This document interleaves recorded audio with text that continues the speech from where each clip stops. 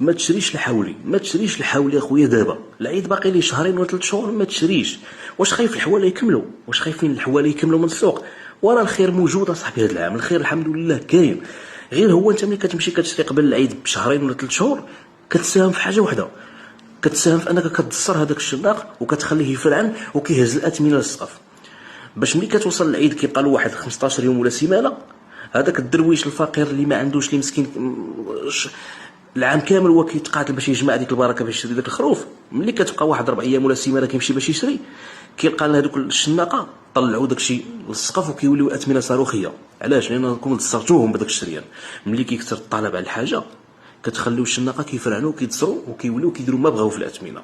انت عندك مسك عليك الله، الله يزيدك، ولكن حس بداك الدرويش اللي ما عندوش، اللي حتى كتبقى واحد 4 ايام عاد هو مسكين كيمشي يشري، كتلقى خدام سيكوريتي ولا خدام كي عامل نظافه ولا خدام سي با، كل واحد فاش ملي كيجي لطرف خبز.